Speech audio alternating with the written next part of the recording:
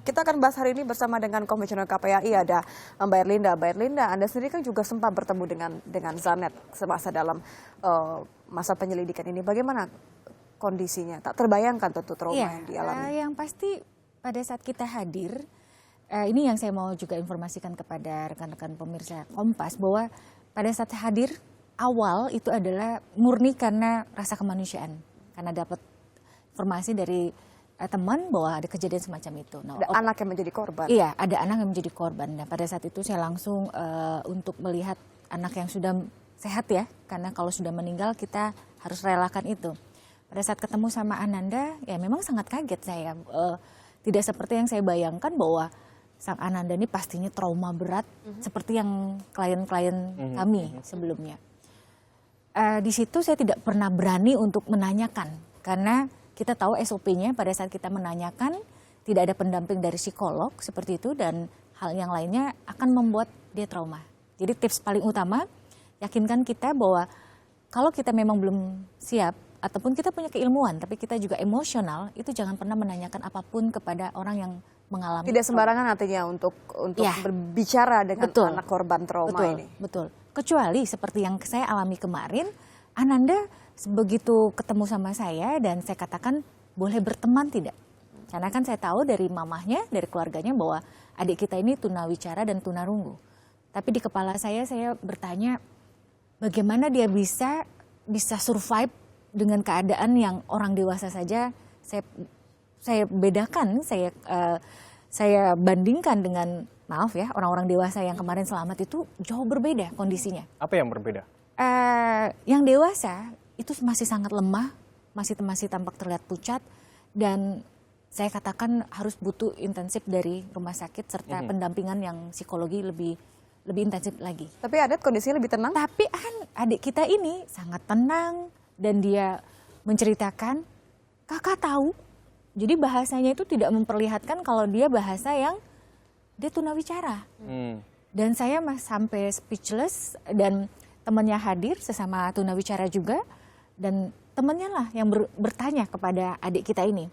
Dan pada saat temannya berbicara, di situ dia mengeluarkan semua cerita-cerita yang saya berpikir kok bisa seorang anak yang sebegitu baru kan beberapa jam melewati masa-masa sulit, tapi dia berani untuk menceritakan semuanya, dan dia menceritakan bahwa dialah yang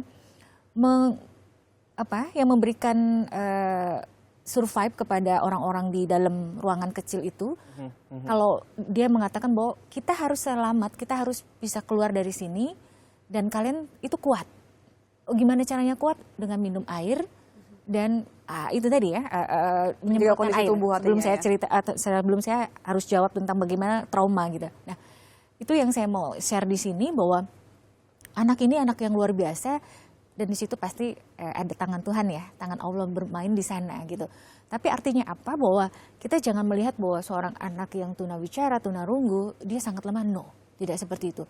Pada akhirnya kita diperlihatkan dia yang sangat-sangat survive dan bisa terlihat sekarang ini. Artinya ada kondisi di beberapa anak yang mereka memiliki mekanisme pertahanan diri yang mereka begitu tegar meskipun telah melewati begitu banyak kejadian yang pastinya menyebabkan traumatis. Tapi kan kalau Mbak Erlinda melihatnya, apakah tentu dia ada merasa ketakutan karena ini tidak terbayangkan dia dicoba kemudian dianiaya, bahkan kemudian disekap dia menyaksikan seperti itu pula. Iya, kita orang dewasa saja berpikir secara logika, pastinya anak ini akan mengalami trauma yang maha dahsyat. Mengapa? Dengan belasan jam, ada yang bilang 13, bila 17, anggap 13 jam. Dengan suasana yang sangat kita katakan bukan hanya prihatin ya, tapi sangat menegangkan. Tapi sang anak ini bisa melewati itu semua. Dan kalau kita lihat video rekamannya yang amatir itu, bisa terlihat bahwa Ananda pada saat dikeluarkan, satu-satunya korban yang masih bisa tersenyum dia. Artinya apa? Pasti sang psikolog akan mengatakan, oh saya tidak akan melakukan suatu trauma healing yang sangat berat dengan kondisi sang anak tersebut. Walaupun nanti akan dilakukan assessment berikutnya. Apa yang paling pantas berarti kalau kasusnya seperti Anet, dia memiliki harapan ya kalau kita bisa bilang ya berarti? Ini akan dijadikan, sebaiknya Ananda ini dijadikan suatu contoh yang baik, survival yang baik. Ini loh seorang yang mengalami harusnya traumatik yang sangat berat, tapi ternyata tidak. Sehingga biar bisa menyemangatin orang-orang yang masih dalam level trauma. Kalau menurut Mbak Erlinda, kita melihat bagaimana ketegaran dari Anet ini, tentu kan diharapkan bisa membantu korban-korban yang lain. Apa yang bisa ditarik pengalaman dari ketegaran Anet ini juga bisa dibagi untuk yang lain? Kok bisa dia kuat? Gitu. Apa yang membuat Anet ini begitu kuat? Ini cerita story yang kemarin saya juga share beberapa teman itu, ada satu pengalaman yang membuat dia kuat. Pertama ayahnya yang bilang bahwa, "Nak, apapun yang terjadi, papa sayang kalian." Itu satu, oke? Kalimat itu pasti dong membuat anak menjadi kuat. Yang kedua adalah di depan, walaupun mungkin dalam keadaan gelap dan sebagainya, pada saat adiknya sudah tidak bernyawa, di situ pun juga akan membuat dia kebangkit. Nah, yang paling benar-benar membuat dia bangkit, kalau menurut analisa saya, itu adalah pada saat kejadian sang kakak ini mengatakan bahwa saya tidak sanggup, saya sakit sekali, tenggorokan ini serasa. Jadi masih dalam kondisi di kamar mandi, di sekap ya? Kamar mandi. Padahal logikanya dia kan tunarunggu. Apakah bisa mendengar? Kan kalau dia tunarunggu itu dia hanya melihat bibir. Itu yang saya sampai hari ini katakan bahwa ini kekuatan Allah gitu kan. Nah, si kakak itu bilang seperti itu, dada saya sakit, dada saya sesak, tapi kamu harus kuat ya. Seperti itu, Net kamu harus kuat, kata dia gitu kan, panggilnya Anet. Kamu harus kuat dan kamu lanjutkan karena masih ada mama membutuhkan kamu.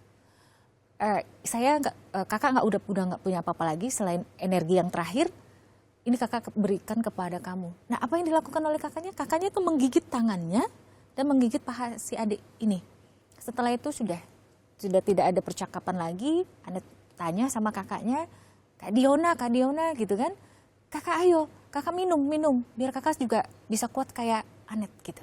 Tapi si kakak sudah tidak berkomentar lagi. Nah, kalau menurut analisa saya, itu kekuatan dahsyat itu yang sehingga Anet menjadi orang dari sekeliling, dari keluarga itu yang membuat si Anet ini menjadi kuat seperti itu. Itu kalau misalnya kasusnya di Anet, kasus yang ada di Pulau Mas kemarin. Tapi kalau kita berbicara kasus trauma, kekerasan seksual segala macam, ini kalau kita perhatikan korban-korban pada umumnya yang trauma itu seperti apa? Ya, pastinya yang paling bisa kita lihat adalah mereka tidak mau bersentuhan dengan siapapun. Gitu. Yang kedua biasanya korban tidak mau menceritakan juga ya, dan menarik diri dari semuanya, menarik diri dari lingkungan rumah, lingkungan sekolah dan sebagainya. Dan yang paling menyedihkan adalah dia membenci dirinya sendiri. Nah, ini yang pada saat titik ini yang harus kita hati-hati. Itulah dibutuhkan psikolog profesional. Tapi pertanyaannya, di tempat-tempat yang tertentu, di tempat-tempat yang entah itu pedesaan atau di bukit yang sangat jauh dan sebagainya, itu kan yang namanya psikolog kan jarang sekali kita temukan. Artinya apa? Harus dibutuhkan seseorang yang memahami dirinya. Itu yang kami dorong, bahwa kami berharap nanti ini semua akan ada banyak, walaupun sudah berjalan ya. Jadi masyarakat kita ambil orang-orang yang mempunyai kejiwa yang sosial tinggi, untuk kita jadikan suatu trainer. Artinya semua korban kekerasan anak ini pasti membutuhkan pendamping yang tepat untuk membangkitkan kembali kepercayaan diri mereka. Walaupun bukan seorang psikolog. Walaupun bukan harus menjadi psikolog begitu ya, paling tidak mungkin orang terdekat, orang tua atau mungkin kakak dan adik. Paling utama orang terdekat adalah keluarga. Entah itu orang tua, entah itu kakak, entah itu sekalipun dia pekerja rumah tangga tapi dia sangat sayang sama seseorang ini, itu bisa melakukan. Bisa dikatakan pertolongan pertama, karena kalau kita lihat Mbak Erlinda, kejadian mengenai kekerasan terhadap anak ini kan bukan yang pertama kali, bahkan baru kita katakan mungkin adalah fenomena gunung es yang kita tidak tahu bahwa begitu banyak yang terjadi. Bahkan kami punya datanya beberapa yang terjadi sepanjang 2016 ini, yang juga mungkin bisa menjadi perhatian bagi kita semua, bagaimana ternyata anak-anak begitu rentan menjadi korban kekerasan. Dan kita belum lagi mengatakan apakah mereka ini mendapatkan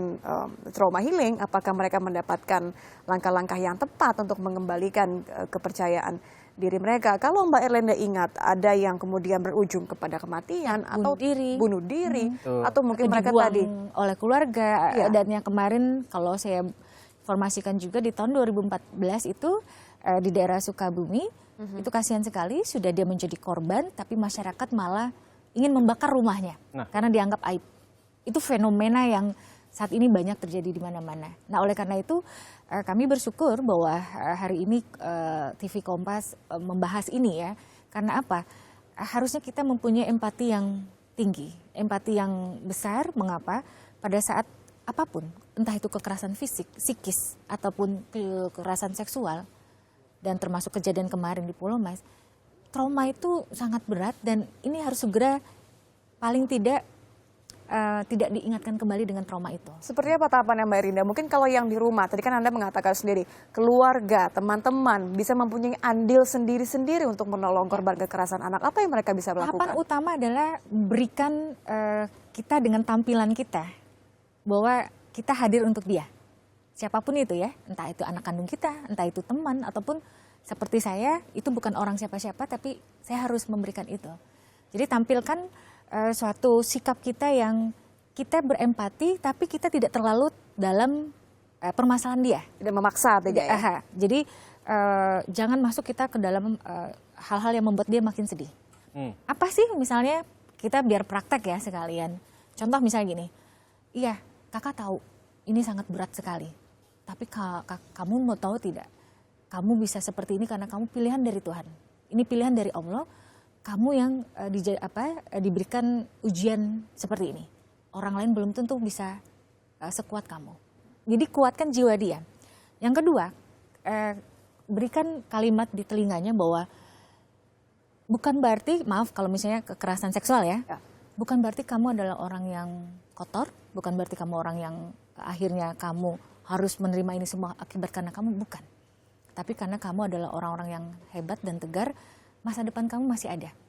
Diberikan semangat Jadi seperti itu. Jangan pernah mengatakan dia adalah orang yang salah. Tidak, jangan. Perspektif begitu penting di sini, bagaimana keluarga juga dan teman-teman bisa mendampingi dan mungkin ada pengalihan-pengalian kegiatan yang bisa membuat dia semangat lagi. Pengalihan itu nanti setelah dia yakin bahwa saya memang bukan orang yang buruk, karena kan pada saat orang yang diperkosa secara sadis atau tidak adil atau pencabulan saja, dia merasa oh berarti saya ini orang yang buruk ya, orang yang orang yang mungkin mudah untuk dibegitukan. Trauma yang mendalam seperti itu yang sering ditemui ya. Iya, nah ini yang harus kita yakinkan dulu.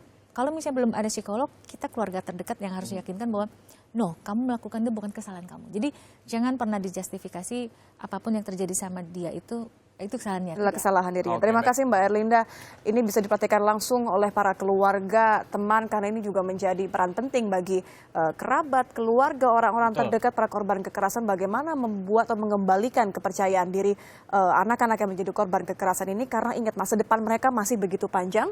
Mereka memiliki kesempatan yang walaupun sama. Nanti ada terapi-terapi, ada Betul, terapi bermain, terapi kognitif, ada terapi mental. Kalaupun juga memang ternyata dia down, harus ada terapi dalam bentuk medik. Paling penting pertama adalah perspektif dan juga acceptances, itu yang paling penting.